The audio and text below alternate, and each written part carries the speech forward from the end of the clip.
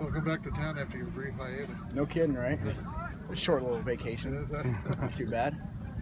So how long were you actually gone? Technically 4 weeks, roughly 4 weeks. Didn't even, my wife didn't even get out there yet. So I was living in a dorm room out there. Real classy. Real classy. So thoughts on the new job here? Just excited for the opportunity. I mean, this is home, you know. My wife is from here. This place means a lot. Being here for the last 4 years, just being invested in the guys.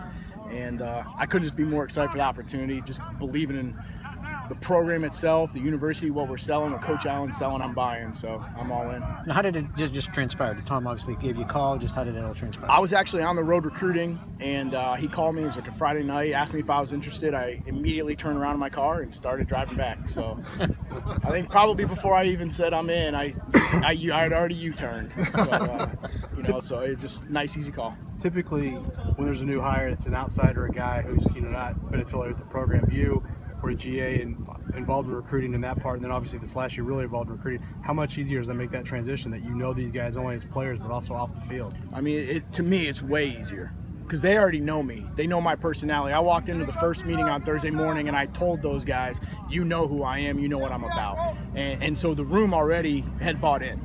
And they know the hard work. I think, the biggest thing for me is just seeing the outgoing support from the former guys.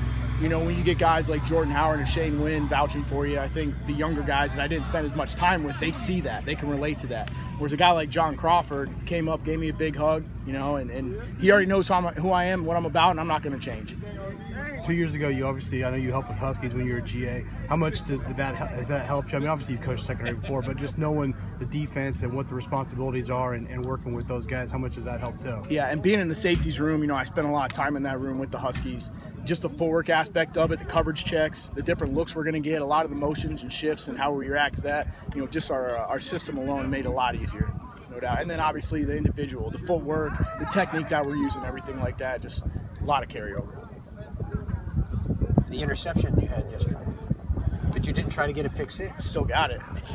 I mean, it was like 70 yards downfield, Pete. Come on, man. I can't run 70 yards. I had to save my legs for the after practice running. Okay. So. But I still got it, though. You didn't even drop your papers. No. It was one-handed, Got to show off for the young guys.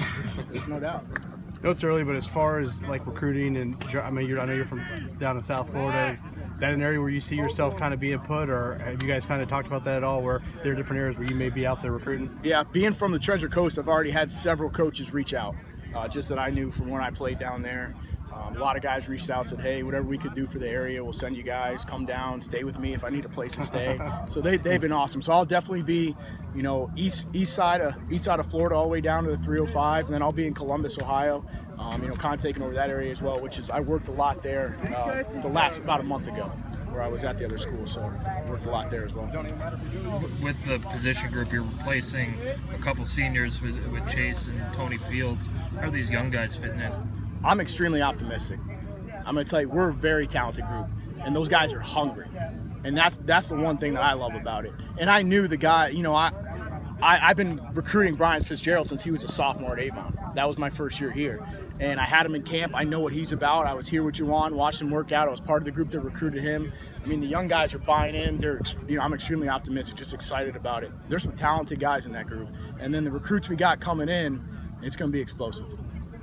And what do you think you bring, obviously energy, but to the position coach? Just the passion, just the overall passion, the love for the game. I think those guys, they know I'm invested in their lives. To me, this is more than just football. I'm invested in them as individuals. I want them to be able to call on me no matter what, even after they graduate. I want those guys to reach out, call me, and be invested in their lives. I want to go to their weddings, celebrate, the birth of their first child, and all those things. That's important to me. And so I think they know that. And like I said, coming in, I am who I am. I'm not going to change.